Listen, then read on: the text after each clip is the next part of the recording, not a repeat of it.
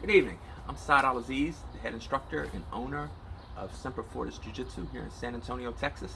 And this week's question of the week will also be the answer to the technique I've been teaching the class all this week and last week also, which is the Kimura. And I have this t-shirt, Kimura all day. And it's one of my favorite submissions. It's an incredibly effective submission.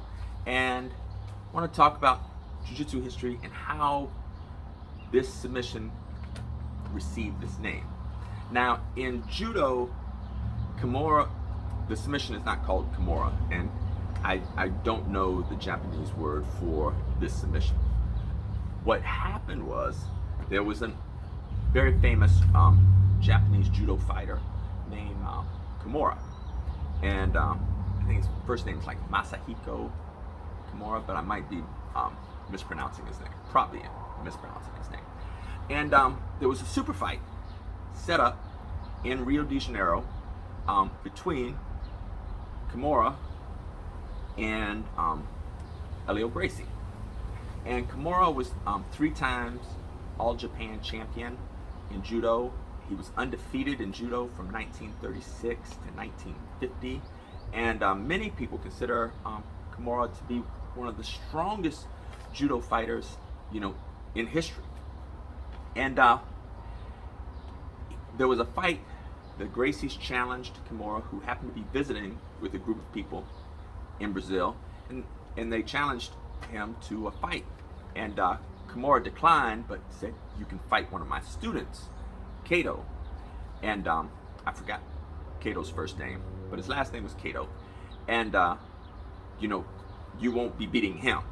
And so they had a fight between Helio Gracie and Kato, and Helio Gracie choked Kato unconscious. So that got him the fight with Kimura, because Kimura's like, okay, now it's on. You're gonna get a fight with me. And so they set up a fight between Kimura and Helio Gracie, and this event was held in Rio de Janeiro. There was over 20,000 people in attendance. And in attendance was also the president of Brazil. This was a huge event. And rumor has it that Kimura was told by people in Japan, if you lose this fight, don't come home. Don't lose this fight. So it was a very intense fight, a lot of national pride on both the part of Brazil and Japan. And the Gracies, they really built up this fight. They brought out a coffin to the ring the day that Helio was fighting Kimura, just to let him know, like, hey, this is how you'll be going back to Japan in this coffin, which was a popular tactic in that day of the Gracie family. And it was on. And the fight lasted for 13 minutes, and Kimura won the fight. He did several judo throws on Helio. Helio was no match for him when it came to judo.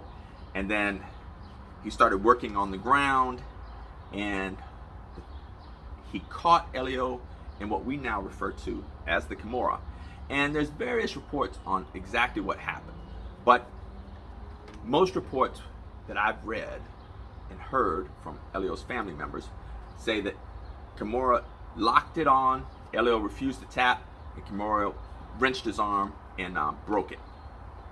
And then the fight continued, and then he locked the Kimura on again and broke it again.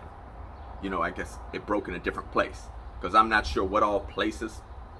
When you put a Kimura on somebody, I've seen where this bone snaps in two, and then also it's attacking the shoulder. So you may break that bone, you may just tear the shoulder, but it's a very brutal submission.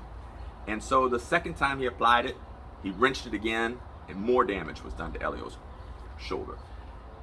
Helio still was refusing to submit, and then the third time Kimura applied the Kimura, that we now call it, Carlos, Helio's older brother, threw in the towel and accepted defeat. So that is what happened between Kimura and Helio Gracie, a very legendary fight, and Helio lost to the by Kimura, And from that day forward, in Brazilian Jiu-Jitsu, we just started referring to that bent arm lock as a Kimura, named after the very famous and tough judoka Masahiko Kimura. So that was the fight. That's how the name came about. And the cool thing about Brazilian Jiu-Jitsu is, like, a lot of names are named after people or events. And, you know, like, they'll say the Sao Paulo Pass, because this pass was very famous in Sao Paulo. That's where it was most common, and it wasn't very common in Rio de Janeiro. So they called it Sao Paulo Pass. It was just a way of passing the closed guard. The Ezekiel choke. It was named after a judoka.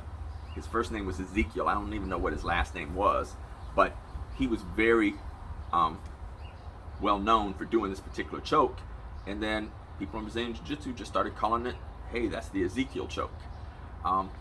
Rickson Gracie learned the Americana from an American. Don't know what the American's name was, but from that moment on, once he learned this particular submission, which is like an upside down Kimura, he's like, yeah, this is the Americana, because that's who I learned it from. And so some American wrestler had taught Rickson the Americana. So a lot of the names that you'll find for these submissions are named after the person that, you know, introduced it to Brazilian Jiu-Jitsu.